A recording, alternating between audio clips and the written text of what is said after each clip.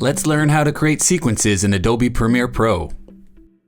Sequences should be based off of what the end game for your video is, whether it's television, film, social media, digital advertising, or others. Instagram, Facebook, TikTok, LinkedIn, broadcast television, and many more. They each have their own resolution that needs to be followed. If you'd like your sequence to match the footage that you've shot, simply select one of the clips, grab it, and drag it over to the sequence panel. This will create a sequence that matches the frame rate and resolution of that shot. A second method is to go to the project panel and select your clip, right-click on it, and go down to New Sequence from Clip.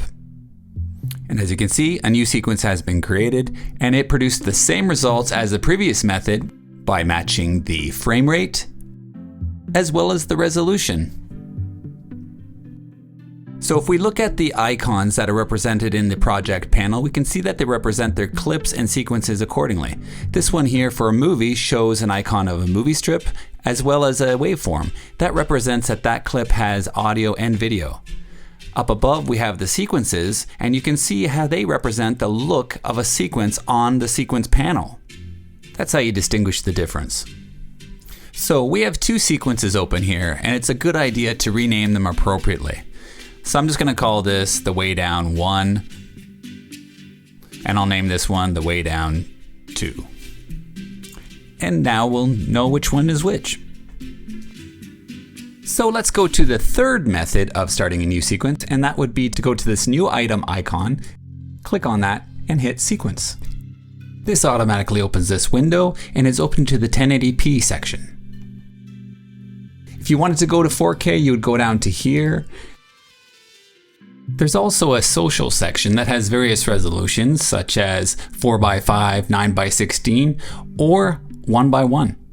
But for today's tutorial, we're just going to stick with 1080p. If you needed to make any specific changes, you would click on settings and it would open this window, and this is where you would make your changes.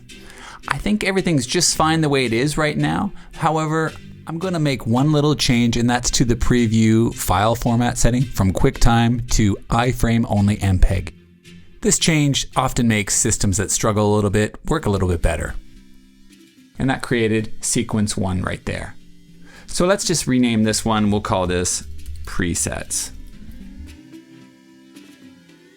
But let's say you wanted to make changes to an existing sequence.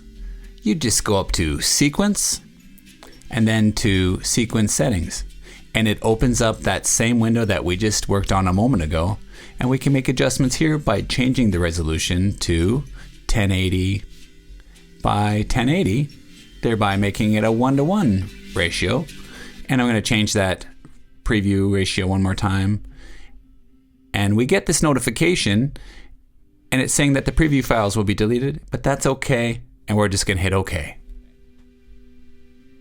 As you can see, our sequence is a 1:1 ratio at 1080 pixels by 1080 pixels. We'll click on the video layer and make some adjustments to the positioning and frame it just right to get the optimal image possible for the viewer. In this case, we have 4K footage on a 1080 by 1080 timeline. It gives us a lot of real estate to move around and get the best possible shot for this particular resolution. So you can see how easy it is to adjust for various social media formats. However, you will have to do this for every single clip if it doesn't match that resolution. If I were to take this streets clip, which is 4K, and drag that onto the timeline of 1080 by 1080, it gets placed in the center at its full resolution. So there's a lot of extra video on the outside of this clip. I can make it smaller by going down and selecting set to frame size. So now we see the whole clip, but there's black bars on the top and bottom, and it's been reduced to 28.1%. We're going to size that up so that we can actually remove those black bars, or as close as we like, because we have so much room. I'm going to move that over a bit for the biker. So next I want to show you how to deal with mismatched clips. So let's look here, and I'm going to take this Sacre-Cœur wide clip, and I'm going to create a new sequence with that. As I said before, it is named just like the movie clip that I put into it. And the resolution of this was 3840 by 2160. And you can see that that's the resolution of the actual sequence as well. But what happens if I want to put something at a different resolution on that particular timeline? So let's look at this portrait clip here, shot in 4K, but in portrait mode, and I'm going to drag that on top. So we'll move the playhead over to take a look at the clip, and it's definitely a portrait clip, but the top and the bottom of the portrait clip is not showing. So we'll select the clip and look at it in the source panel, and we can see that that clip is at 100%, which means we could probably dial it back and we'll be able to reveal the top and the bottom, like so. One other mismatch clip situation that could happen is putting a lower resolution image or video on a higher resolution sequence.